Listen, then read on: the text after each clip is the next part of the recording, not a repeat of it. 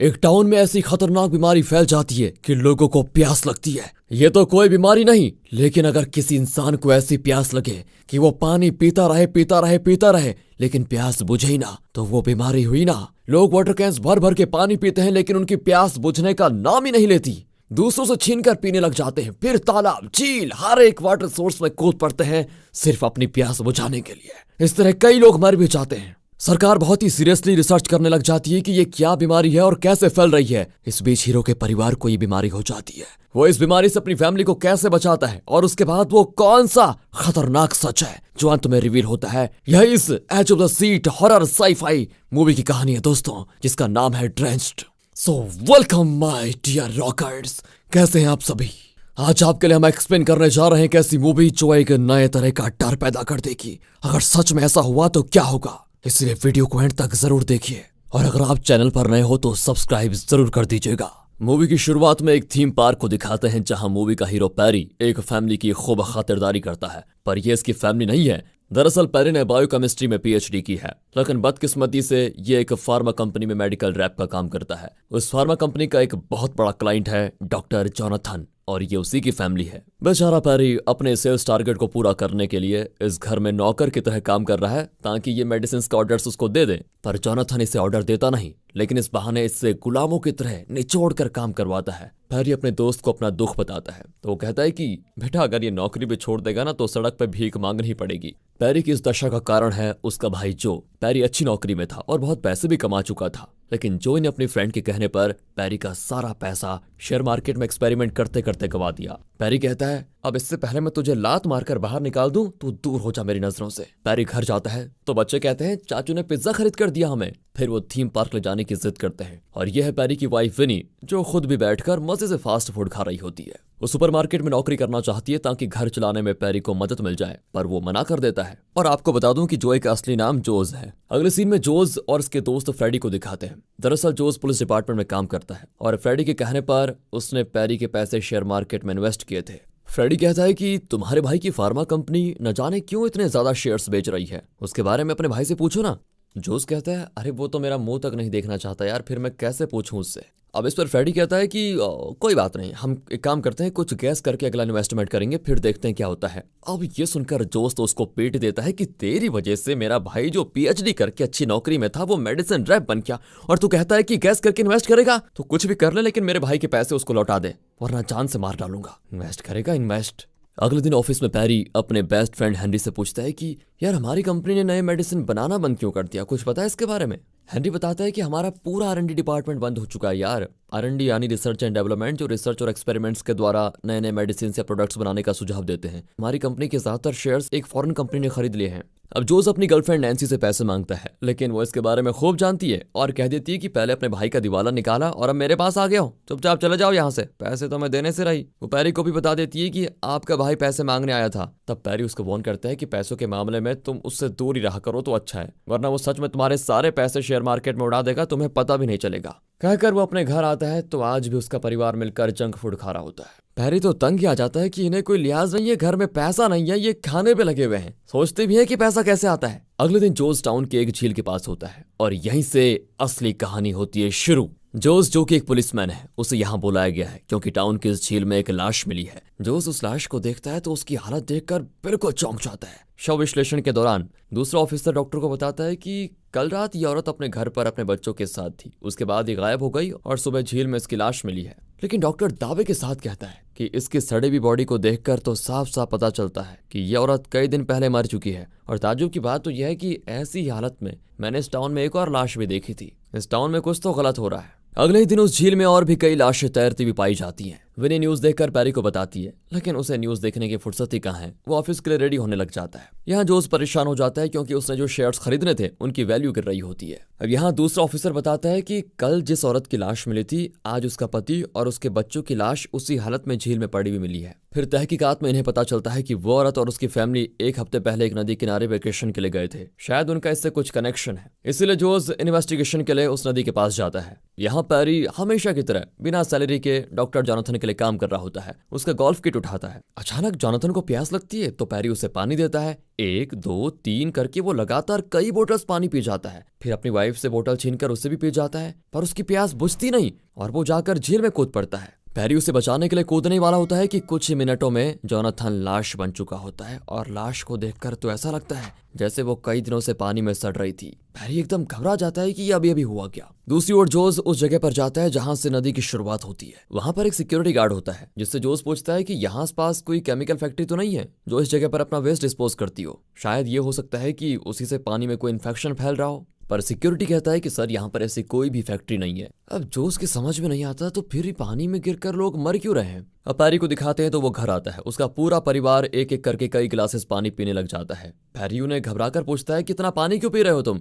विनी रोती भी कहती है कि क्या इस घर में पानी पीने की भी आजादी नहीं है हमें। दरअसल विनी के कुछ रिश्तेदार भी झील में मरे हुए पाए गए थे, शायद इसीलिए विनी परेशान है। ये सोचकर पैरी सोने चला जाता है। अब उसी रात जोस उसी नदी किनारे कार पार्क करके सो जाता है। आधी रात को उसको लगता है कि कुछ लोग भागकर जा रहे हैं, लेकिन उसकी नींद नहीं खुलती। सुबह नदी को देखकर वो चौंक जाता है। नदी लाशों से भरी होती है। सिर्फ नदी नहीं, पानी के बाकी सारे सोर्सेस में हर तरफ लाशें ही लाशें, और वो भी एकदम सड़ी हुई हालत में।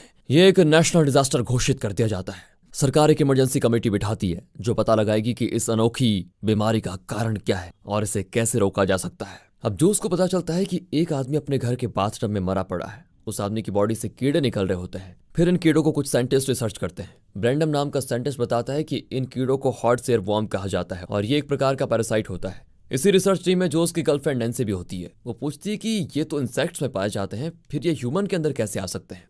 अब ब्रैंडन एक्सप्लेन करता है कि ये हॉट एयर वॉर्म जब छोटे होते हैं तो इंसेक्ट्स के शरीर में घुस जाते हैं। फिर उस इंसेक्ट के शरीर में ही ये बड़े होने लग जाते हैं, और जब वो इतने बड़े हो जाते हैं कि रिप्रोडक्शन के लिए उन्हें इंसेक्ट से बाहर आने की ज़रूरत होती है, तो वो उस इंसेक्ट के नर्वस सिस्टम पर हावी होकर उन्हें पानी में जाने पर मजबूर करते हैं। और जब इंसेक्ट पानी में जाता है तो उसके अंदर जो हॉट एयर वॉर्म होता है वो इंसेक्ट्स को पानी में डुबो देता है, फिर उसके शरीर से बाहर निकल आता है। लेकिन ये इंसान के शरीर में कैसे घुस सकता है ये अभी भी क्लियर नहीं है।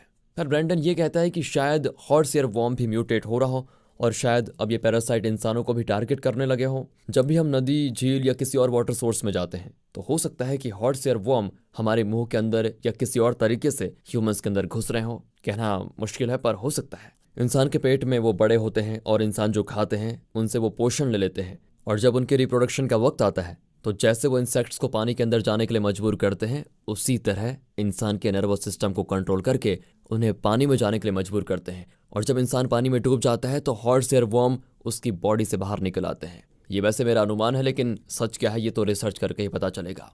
और अब ये न्यूज़ हर जगह फ्लैश होने लग जाता है कि अगर रिसेंटली आप किसी नदी या झील में नहाने या एंजॉय करने गए हैं, उसके बाद आपको हद से ज़्यादा प्यास लग रही है, तो तुरंत पास के हॉस्पिटल में टेस्ट करवाने जाएं। ये सुनकर पैरी घबरा जाता है और घर आता है। विनी और बच्चे बहुत सारा पानी पी रहे होते हैं। पैरी पूछता है क्या तुम लोग किसी नदी में खेलने गए थे क्या। वो कहती है हाँ, 1 हफ्ता पहले गए थे। हे भगवान, ये औरत न्यूज़ क्यों नहीं देखती। ये सोचकर पैरी उसे डांटता है और इस बीमारी के बारे में बताता है। फिर वो सभी को हॉस्पिटल चलने के लिए कहता है, लेकिन विनी उसकी बातों को सीरियसली लेती ही नहीं। हॉस्पिटल में लोगों की भीड़ इतनी होती है कि टेस्ट करवाने के लिए लोग मारपीट पे उतर आते हैं। यहाँ साइंटिस्ट, डॉक्टर्स और सरकारी ऑफिशियल्स एक हाई लेवल मीटिंग बैठाते हैं, जहां एक सीनियर डॉक्टर बताता है कि हॉट एयर वॉर्म का खात्मा करने के लिए हमें लोगों को वर्मिसाइड देना होगा। अब मीटिंग के बाद नैन्सी पूछती है कि वर्मिसाइड का साइड इफेक्ट भी तो हो सकता है, उसके बारे में बिना कुछ जाने आप ऐसा इलाज कैसे प्रिस्क्राइब कर सकते हैं। पर डॉक्टर कहता है कि देखो फिलहाल इसके अलावा तो हमारे पास कोई और रास्ता है नहीं, तुम ओवर स्मार्ट बनने की कोशिश मत करो और जो कहा है उसे करो। और इस बीच पता चलता है कि एक बच्ची को इस बीमारी के लिए वर्मिसाइड दिया गया और वो तड़प तड़प कर मर गई। तब जाकर डॉक्टर की अकल ठिकाने आती है और वो मीडिया में माफी मांगता है कि हमसे गलती हो गई, हमने गलती से वर्मिसाइड देने का सुझाव दे दिया था। लेकिन अब बहुत देर हो चुकी थी, क्योंकि उसके बाद पर विश्वास करके कई लोग वर्मिसाइड का सेवन कर चुके थे और वो अपने अपने घरों में मरे पड़े होते हैं। यहाँ विनी हॉस्पिटल चलने को बिल्कुल तैयार नहीं होती, पर पैरी चिल्लाता है कि ये मजाक नहीं है, तुम्हारी और बच्चों की जिंदगी का सवाल है, तुम प्लीज हॉस्पिटल चलो। ये कहकर पैरी उसके हाथ से पानी का बोतल छीन लेता है, लेकिन विनी को उसकी कोई भी बात सुनाई नहीं देती। वो तो बस नल से गिरते हुए उस पानी को ही देखती रहती है और किसी तरह उस पानी को बस पीना चाहती है, मानो ये पानी नहीं कोई नशीला पदार्थ हो जिससे वो एडिक्ट हो चुकी हो। जोनाथन की ड्यूटी हॉस्पिटल में लगी होती है। लोग एक दूसरे से पानी छीनकर पी रहे होते हैं। लोगों को कहा जाता है कि पानी मत पियो, पानी से खतरा है, लेकिन कोई बात सुनने को तैयार नहीं होता। लोग तो जैसे पागल ही हो रहे हो। तब जोस उस सिक्योरिटी गार्ड को देखता है जो उस दिन नदी किनारे उसको मिला था। जोज उससे बात करता है तो वो रोने लग जाता है कि मैंने बहुत बड़ी गलती कर दी सर, मुझे पहले ही सच बता देना चाहिए था, मैं पापी हूँ। इसी बीच नैन्सी का कॉल आता है जो बताती है तुम्हारे भाई का परिवार भी इन्फेक्ट हो चुका है। ये सुनकर जोस बड़ी टेंशन में बाहर भागता है तो देखता है कि पुलिस तो लोगों को कंट्रोल ही नहीं कर पा रही है। सारे पेशेंट्स धक्का मुक्की करके किसी तरह वहां से बस निकलना चाहते हैं और नदी और झील की तरफ भाग रहे होते हैं उस पानी के लिए। उनके शरीर में हॉट एयर वॉर्म का असर इतना ज्यादा हो चुका है कि अब वो पानी में कूद जाना ही सही समझते हैं। ये सिर्फ एक फिजिकल बीमारी नहीं बल्कि हॉट एयर वॉर्म उनके नर्वस सिस्टम के जरिए उनके दिमाग पर हावी हो रहा था, इसलिए लोग पागलों की तरह पानी की ओर भाग रहे होते हैं। वहां पैरी अकेला तीन तीन लोगों को संभाल रहा होता है। वो सबके वाटर बॉटल छीनकर पानी को नीचे फेंक देता है, नल भी खोलने नहीं देता। लेकिन पानी पानी कहकर एक तरफ उसकी वाइफ बाहर भागने की कोशिश करती है तो दूसरी ओर उसकी बेटी बालकनी से नीचे कूद कर नदी की ओर भागना चाहती है। पैरी का बेटा पानी की तलाश में अलग ही दिशा में जाने लग जाता है। पैरी बेचारा एक हाथ में बेटी दूसरे में बेटा और पैरों के बीच विनी को पकड़कर बड़ी मुश्किल से अपने परिवार को पानी पीने से रोक रहा होता है। वो जानता है कि अगर ये लोग पानी पिएंगे तो हॉट एयर वॉर्म का असर बढ़ता ही जाएगा और जल्द ही इनका अंत हो जाएगा। सरकारी ऑफिशियल्स अनाउंस करते हैं कि सिर्फ कल रात को 3000 लोग इस बीमारी के शिकार हुए हैं। अगर आपको भी इस बीमारी के सिम्टम्स हैं तो प्लीज पानी मत पीजिए, तुरंत हॉस्पिटल चले जाइए। कल रात इस टाउन की सबसे खतरनाक और घिनौनी रात रही। और अब क्योंकि पैरी ने कल रात अपने परिवार को पानी पीने से रोक लिया था तो सुबह वो थोड़ा नॉर्मल दिखते हैं, लेकिन फिर भी पैरी उन्हें हॉस्पिटल लेकर जाता है। रास्ते में पानी में लाशों का ढेर देखकर विनी डर कर पैरी को देखती है। वो उसे हिम्मत देता है कि मेरे होते हुए तुम्हें कुछ नहीं होगा, संभालो खुद को। दूसरी ओर वो सिक्योरिटी गार्ड जोस को बताता है कि सर ये सब मेरी वजह से हो रहा है। 2 हफ्ते पहले नदी के पास 2 लोग आए और उन्होंने नदी में कुछ कुत्तों को छोड़ दिया था। कुछ ही मिनटों में कुत्ते एकदम सिकुड़ कर मर गए, पर मैंने ये बात किसी को नहीं बताई क्योंकि ये हॉलीडे सीजन था और अगर लोगों को पता चलता तो इस थीम पार्क में कोई नहीं आता और बिना टूरिस्ट के मेरा गुजारा कैसे चलता। मैंने उन मरे हुए कुत्तों को उस पास की पहाड़ी में दफना दिया। अब इतनी प्रॉब्लम्स के बीच में एक अच्छी खबर मिलती है कि एक लड़का जिसको ये बीमारी हुई थी वो विंडोजोल नाम की एक दवा लेने से बिल्कुल ठीक हो गया है। नैन्सी ये बात तुरंत पैरी को बताती है जो इस समय विनी और अपने बच्चों के साथ हॉस्पिटल के मेडिकल कैंप में है। पैरी तुरंत मेडिकल शॉप में जाता है लेकिन किसी भी मेडिकल शॉप में उस दवा का स्टॉक नहीं मिलता, पर एक मेडिकल वाला बताता है कि ये दवा तो पैरी तुम्हारी ही फार्मा कंपनी बनाती है। पैरी तुरंत अपने ऑफिस जाकर पूछता है तो हैरी कहता है कि यार कंपनी ने तो कई दिन पहले उस दवा का मैन्युफैक्चर करना बंद कर दिया। अब हैरी टूट जाता है कि अब मैं क्या करूं, पर हेनरी उसे एक सप्लायर का एड्रेस देता है जिसके पास इस दवा का स्टॉक होता है। हैरी वहां भागता है। यहाँ सरकारी ऑफिशियल्स पैरी के फार्मा कंपनी के सीईओ से बात करते हैं कि तुरंत विंडोजोल टैबलेट्स का प्रोडक्शन शुरू कर दो, हमें एक दिन में कई लाख टैबलेट्स की जरूरत है। अब न्यूज में भी बातें होती है कि विंडोजोल टैबलेट जल्द ही लोगों को मिलने लगेगा। विनी बच्चों को समझाती है कि पापा के ऑफिस में ये टैबलेट्स बनेगा तो सबसे पहले हमें मिलेगा बेटा, इसलिए तुम घबराओ मत, हमें कुछ नहीं होगा। पर तभी वहां पुलिस आकर अनाउंस कर देती है कि पेशेंट्स के अलावा यहाँ कोई और नहीं रह सकता। वो पेशेंट्स की फैमिली मेंबर्स को जबरदस्ती बाहर निकाल देते हैं। ये देखकर विनी घबरा जाती है कि हमारे साथ पता नहीं क्या करेंगे ये लोग। जब पैरी हॉस्पिटल से लौटता है तो वार्ड में ताला लगा होता है। वो परेशान होकर उस स्पेशल वार्ड की ओर जाता है जहां hot air warm infected patients को रखा गया है। एक शीशे के जरिए वो अपनी वाइफ को देखता है। वो पूछती है क्या तुम्हें वो टैबलेट मिल गए? पैरी कहता है नहीं, लेकिन कल जरूर मिल जाएंगे। विनी अब घबराती नहीं है क्योंकि अगर उसको पैरी ने डरते हुए देख लिया तो पैरी को बड़ी टेंशन होगी। वो कहती है तुम डरो मत, मैं बच्चों का पूरा ख्याल रखूंगी। फिर पैरी को थोड़ा तसल्ली होती है कि इस मुसीबत की स्थिति में उसकी वाइफ हिम्मत नहीं हार रही है। पर कुछ देर के बाद रात हो जाती है और हॉट एयर वॉर्म इन्फेक्शन का असर रात को कुछ ज्यादा ही होता है। लोग फिर से पागलों की तरह पानी की तलाश में निकल पड़ते हैं। पुलिस इन्हें रोकने की बहुत कोशिश करती है लेकिन इतनी बड़ी तादाद में लोग पानी के लिए बिल्कुल वायलेंट हो रहे होते हैं कि उनको कंट्रोल कर पाना बहुत मुश्किल था। पेशेंट्स बिल्कुल तोड़फोड़ मचा रहे होते हैं। विनी और बच्चों का भी बुरा हाल होता है। विनी पानी के लिए बिल्कुल तरस जाती है और वो खुद भी किसी तालाब में कूद जाना चाहती है, लेकिन बच्चों का लिहाज करके वो खुद को कंट्रोल कर लेती है। जैसे तैसे ये घिनौनी रात भी बीत जाती है। अगले दिन पानी में हजारों लोग मरे पड़े होते हैं। पैरी अपनी कंपनी में जाता है तो पता चलता है कि कंपनी ने अब तक विंडोजोल टैबलेट्स बनाना शुरू ही नहीं किया। अब हेनरी उसे कॉल करके दूसरे सप्लायर्स का पता भेजता है जिसके पास विंडोजोल का स्टॉक है। पैरी तुरंत वहां जाता है। यहाँ सरकार के साथ उस फार्मा कंपनी की मीटिंग होती है तो उसका सीईओ बताता है कि हम विंडोजोल इसलिए नहीं बना सकते क्योंकि कुछ महीने पहले ही उसका प्रोडक्शन रुक गया था और सारे मशीन्स भी आउटडेटेड हो चुके हैं। तब एक सरकारी ऑफिशियल कहता है कि उस टैबलेट का फॉर्मूला हमें दे दो, हम किसी और कंपनी से काम करवा लेंगे। लेकिन सीईओ तो इसके लिए भी राजी नहीं होता और अकड़कर जवाब देता है कि उस मेडिसिन का पेटेंट तो हमारे पास है, सिर्फ हमारे पास, और आप जबरदस्ती उसको हमसे छीन कर किसी और को नहीं दे सकते। दरअसल इस कंपनी का सीईओ इस इमरजेंसी सिचुएशन का फायदा उठाना चाहता है। अब सरकारी ऑफिसर कहते हैं कि ये क्या मजाक है, अगर तुमने इस पेंडेमिक सिचुएशन में अपने बिजनेस के लिए लोगों की जान के साथ खिलवाड़ किया तो सोच लो तुम पर लीगल एक्शन लगने में टाइम नहीं लगेगा। ऊपर से तुम्हारी कंपनी का 51% शेयर दूसरी कंपनीज ने खरीद लिए हैं, इसलिए तुम्हारे अकेले के डिसीजन से कुछ नहीं होगा, चुपचाप हमारी बात मान लो। यहाँ दिखाते हैं पैरी को जो उस सप्लायर के यहाँ पर जाता है तो वहां पर भी लोगों की भीड़ होती है। हेनरी उसे यहाँ का स्टाफ बताकर अंदर ले जाता है और उसके पास बचा हुआ एक टैबलेट्स पैकेट उसको दे देता है। इस पैक में सिर्फ 4 टैबलेट्स होते हैं। पैरी उसे लेकर बाहर जाता है तो वहां पर एक औरत अपने छोटे बच्चे की जान बचाने के लिए बिल्कुल तड़प रही होती है। अब पैरी को उसकी फैमिली के लिए सिर्फ 3 टैबलेट्स चाहिए थे तो वो एक टैबलेट उस औरत को दे देता है। तभी कुछ लोग चिल्लाते हैं कि वो देखो उस आदमी के पास दवा है। पैरी अपनी कार की ओर भागता है और तुरंत कार के अंदर बैठ जाता है, पर लोग ज़ॉम्बीज़ की तरह उसके ऊपर झपट पड़ते हैं और उसे बाहर खींचकर उसके टैबलेट्स ले लेते हैं, लेकिन सारे टैबलेट्स नीचे गिर जाते हैं। बेचारा पैरी टैबलेट्स के टुकड़े उठाने लगता है क्योंकि इसी में उसके परिवार की जान टिकी हुई है। दूसरी ओर मीटिंग एक ब्रेक के बाद फिर शुरू होती है और लगता है सीईओ ने अपने बाकी इन्वेस्टर्स को भी फुसला लिया है। वो लौटकर कहता है कि मेरे सभी इन्वेस्टर्स मेरा साथ देने के लिए तैयार हैं, इसलिए अब आप लोग मुझे फोर्स नहीं कर सकते हो। यहाँ पैरी विनी को कॉल करता है तो वो पूछती है कि तुमने कुछ खाया भी या यूं ही भटकते फिर रहे हो। इस पर पैरी इमोशनल होकर चिल्लाता है कि तुम्हें हमेशा मेरी पड़ी रहती है क्या, कभी अपनी फिक्र नहीं करोगी तुम। एक तरफ अपनी वाइफ के प्यार को देखकर खुश है तो दूसरी तरफ बहुत लाचार फील कर रहा होता है कि वो विनी और अपने बच्चों के लिए कुछ नहीं कर पा रहा। हेनरी बताता है कि देखो 1 महीने पहले हमारी कंपनी ने विंडोजोल का प्रोडक्शन रोक दिया और जो 1 लाख टैबलेट पैकेट्स का स्टॉक था उसे कहीं और भेज दिया। अब सीईओ कहता है कि हमारे पास स्टॉक नहीं है। अगर उन 1 लाख पैकेट्स का स्टॉक अब मिल जाता तो एक पैकेट में 4 टैबलेट के हिसाब से 4 लाख लोगों की जान बच सकती है। अब ये सुनकर पैरी को अचानक एक बात स्ट्राइक करती है, ओह कहीं फार्मा कंपनी ने जानबूझकर डिमांड क्रिएट करने के लिए उस स्टॉक को कहीं और तो नहीं भेज दिया। शायद डिमांड क्रिएट करके ब्लैक मार्केट में इस दवा को कई गुना ज्यादा दाम पर बेचना उनका मकसद रहा होगा। और ये सारी बात सोचकर पैरी वहां से भाग जाता है। वहां जोस और फ्रेडी मिलकर इस फार्मा कंपनी के बारे में अलग तरह से इन्वेस्टिगेट कर रहे होते हैं। फ्रेडी को पता चलता है कि फार्मा कंपनी के शेयर्स अचानक से गर्म पकौड़ों की तरह बिकने लगे हैं, लेकिन उन शेयर्स को किसने खरीदा उसकी आइडेंटिटी ठीक से रिवील नहीं की गई थी और इससे साफ जाहिर होता है कि इन शेयर्स को फेक बायर्स ने खरीदा है। उनके बारे में जांच करने पर फ्रेडी को कुछ मिला होता है। ये कहकर वो जोस को एक फोटो दिखाता है और बताता है ये एक मेंटली चैलेंज्ड आदमी है, इसका बेटा उस फार्मा कंपनी की रिसर्च टीम में काम करता है। इसका इस पैंडेमिक से क्या रिश्ता है ये तो मैं नहीं जानता, लेकिन प्रेजेंट सिचुएशन में इसका कोई कनेक्शन तो जरूर है। वहां फार्मा कंपनी का सीईओ सरकार के साथ बार्गेन करता है कि मैं अपनी कंपनी और विंडोजोल टैबलेट का फॉर्मूला दोनों $5 बिलियन में बेचने को तैयार हूं, मुझे तो सिर्फ प्रॉफिट से मतलब है। दूसरी ओर साइंटिस्ट बेंडन कहता है कि हॉर्स एयर वॉर्म इंसान के अंदर कैसे सर्वाइव करते हैं और जब इंसान पानी में जाते हैं तो वो किस तरह बाहर निकलते हैं।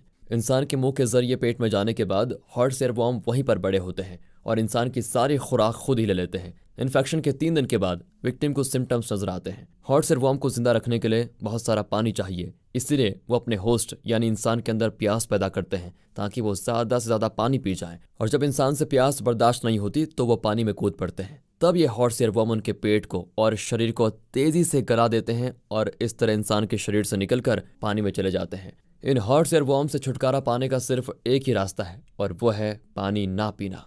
लेकिन बिना पानी के इंसान के शरीर का क्या होता है ये तो हम सब जानते ही हैं, इसीलिए ये सुझाव भी हम लोगों को दे नहीं सकते।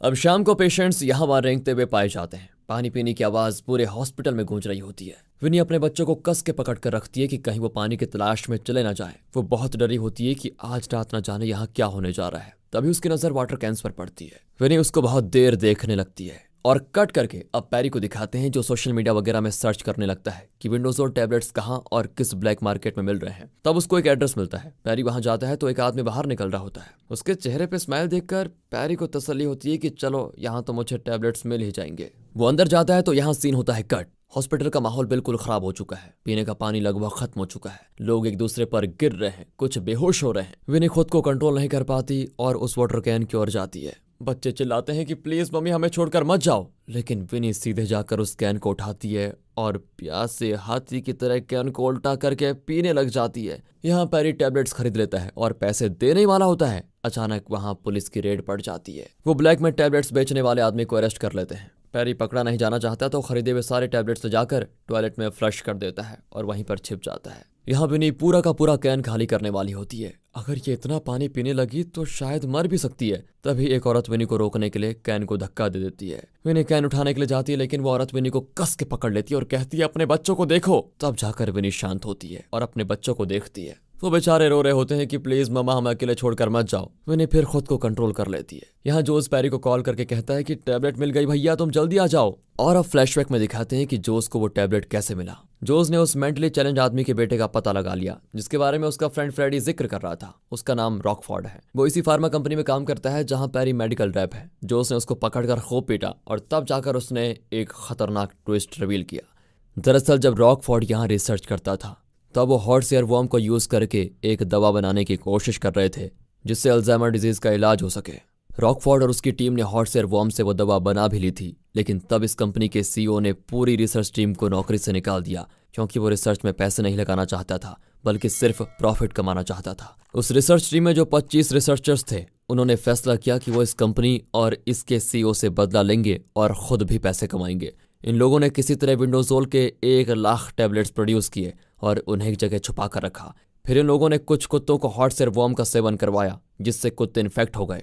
फिर उन कुत्तों को इन लोगों ने उस नदी के पानी में छोड़ा जिससे हॉर्स एयरवॉर्म नाम के पैरासाइट्स नदी के पानी में मिल गए। इनका इरादा ये था कि इस तरह ये लोग एक नई बीमारी पैदा करेंगे और तब इनके विंडोजोल टैबलेट्स का डिमांड बढ़ेगा और ये लोग अपनी मर्जी से रेट फिक्स कर पाएंगे। ये सब सुनकर जोस का सर चकराने लग जाता है कि ये लोग इंसान नहीं कुछ और हैं। वो कहता है कि फिलहाल मुझे सिर्फ इतना जानना है कि वो टैबलेट्स तुमने कहाँ छुपा कर रखे हुए हैं। फिर वो एक वेयर हाउस की ओर इशारा करता है। जोस उस वेयर हाउस के सामने खड़ा होता है और तब जाकर उसने पैरी को कॉल किया था। प्रेजेंट में पैरी वहां पहुंचता है और दोनों भाई वेयर हाउस के अंदर जाते हैं। तब पैरी चैन की सांस लेता है, लेकिन तभी कोई वेयर हाउस का दरवाजा लॉक करके अंदर आग लगा देता है। सारे टैबलेट्स चलने लग जाते हैं। इसी बीच बाहर रॉकफोर्ड को दिखाते हैं जिसे एक आदमी मार डालता है क्योंकि उसने सच उगल दिया था। अब पैरी और जोस को लगता है कि वो यहाँ से मरने वाले हैं, लेकिन ऐन वक्त पर एक ट्रक मेन डोर तोड़कर अंदर आता है। उसे ड्राइव कर रही थी नैन्सी जो पैरी और जोस को बचा लेती है। कुछ देर में फायर ट्रक और एम्बुलेंस वहां पहुंचते हैं। अपनी आंखों के सामने इतने सारे टैबलेट्स को जलकर राख होते हुए देख पैरी अपनी किस्मत को कोसता है कि हर बार जब भी मैं टैबलेट को पाने वाला होता हूं तो कोई ना कोई अड़चन जरूर आ जाती है। तब पैरी को विनी का कॉल आता है जो बताती है कि थोड़ी देर में ये लोग हमारे मोबाइल फोन्स भी छीनने वाले हैं, इसलिए आखिरी बार तुम्हें कॉल कर रही हूँ।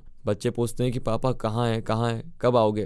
पैरी बहुत रोता है लेकिन बच्चों को हिम्मत देता है, मैं जल्दी आ जाऊंगा, तुम लोग बिल्कुल भी डरना मत। इतने में विनी का फोन छीन लिया जाता है। पैरी एकदम टूट कर बैठ जाता है कि अब वो कुछ नहीं कर सकता। तब नैन्सी कहती है कि आप इस तरह हार मत मानिए, सरकार ने उस फार्मा कंपनी से विंडोजोल का फॉर्मूला खरीद लिया है और जल्दी उस कंपनी को ही खरीद लेगी। उसके बाद विंडोजोल टैबलेट 1 हफ्ते में सबको अवेलेबल हो जाएगी। तब पैरी को एक बात याद आती है। जब वो अपने बच्चों को स्टार शेप का साबुन बनाकर दिखा रहा था तब उसके बेटे ने पूछा था कि साबुन तो स्क्वायर होता है, फिर स्टार शेप का कैसे बनाया आपने। तब पैरी ने कहा था कि बेटा साबुन बनाने के लिए सिर्फ उसके इंग्रेडिएंट्स जरूरी होते हैं, वो मिल जाए तो उसे किसी भी शेप में हम बना सकते हैं। अब ये बात याद आते ही पैरी जो बायोकेमिस्ट्री में पीएचडी कर चुका है उसे सोचता है कि अगर उसे वो फार्मूला और विंडोजोल के इंग्रेडिएंट्स मिल जाएं तो वो खुद विंडोजोल बना सकता है। फिर वो अपनी फार्मा कंपनी के वेयर हाउस के लिए निकलता है जहां उसके इंग्रेडिएंट्स रखे होते हैं। यहाँ देश का पीएम अपने एडवाइजर से सलाह मशवरा करता है तो वो कहते हैं कि उस सीईओ ने $5 बिलियन का दावा किया है, वो मौके का फायदा उठा रहा है वैसे, इसलिए हमें इतनी बड़ी रकम के लिए मानना तो नहीं चाहिए।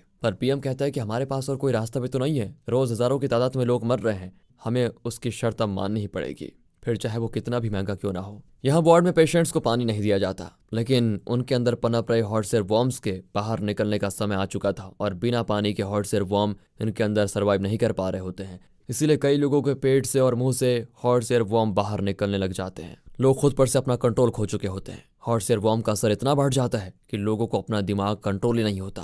तब विनी ऊपर देखती है जहां से फायर एक्सीडेंट के वक्त पानी स्प्रे किया जाता है। वो खुद नहीं समझ पाती कि वो ऊपर क्यों देख रही है। हॉर्स एयरवॉर्म इन्फेक्शन उसके दिमाग को कंट्रोल कर रहा था। फिर वो उस कंट्रोल पैनल को देखती है जहां इसे ऑन करने का बटन होता है, पर विनी फिर भी बड़ी मुश्किल से खुद को वहां जाने से रोक रही होती है। पर इतने में दूसरे लोग भी ऊपर देखते हैं और उनका ध्यान भी कंट्रोल पैनल की ओर जाता है। एक औरत उसे ऑन करके चले जाती है पर विनी उसको रोक लेती है। इतने में सभी ज़ॉम्बी की तरह उस जगह को घेर लेते हैं और उस बटन को प्रेस करने की कोशिश करते हैं। विनी अकेले ही सबको रोक रही होती है।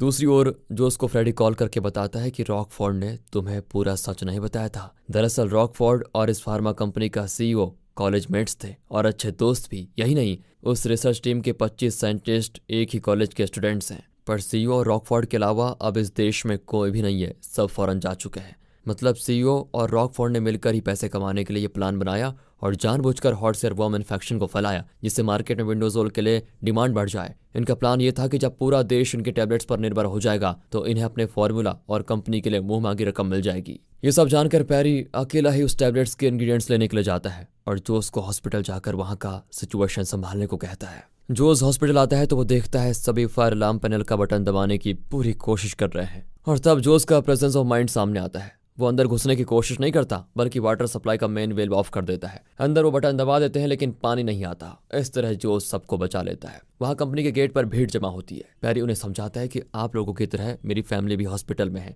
मैं विंडोजोल दवा बना सकता हूं पर आप लोग मुझे अंदर जाने दीजिए प्लीज, वरना हम सबकी फैमिलीज मर जाएंगी। ये सुनकर लोग सिक्योरिटी वालों को धक्का देकर पैरी को रास्ता दे देते हैं। पैरी वहां से इंग्रेडिएंट्स उठा रहा होता है तो वहां के इंजीनियर्स भी उसकी मदद करते हैं। यहाँ पे हम सीईओ के साथ 5 बिलियन का कॉन्ट्रैक्ट साइन करने वाला होता है कि तभी एक एडवाइजर जिसे पुलिस डिपार्टमेंट से इन्फॉर्मेशन मिली थी वो पीएम को बताता है कि हॉट सेरवॉर्म इन्फेक्शन इसी ने फैलाया है ताकि इसकी मेडिसिन के लिए मुंह मांगी डिमांड क्रिएट हो जाए। अब ये सुनकर पीएम को आता है गुस्सा और वो तुरंत सीईओ को अरेस्ट करवा देता है। अब दूसरे फार्मा कंपनीज के लोग एकजुट होकर उन इंग्रेडिएंट्स से विंडोजोल बनाने का फैसला करते हैं, जिसमें पैरी उनकी मदद करता है। फिर पैरी हॉस्पिटल रूम में आता है तो बच्चे तो उससे लिपट जाते हैं। पीएम अनाउंस करता है कि कुछ ही घंटों में विंडोजोल टैबलेट्स बनकर तैयार हो जाएंगे और पेशेंट्स को दिए जाएंगे। पूरे देश में मेडिसिन भेजे जाते हैं। जल्द ही लोग ठीक होने लगते हैं और हॉस्पिटल से डिस्चार्ज कर दिए जाते हैं। जो समझ आता है कि उसे शेयर मार्केट में पैसे कमाने का सपना नहीं देखना चाहिए क्योंकि उसे उसके बारे में कुछ आता जाता तो है नहीं। इसके बजाय उसे नैन्सी के साथ वक्त बिताना चाहिए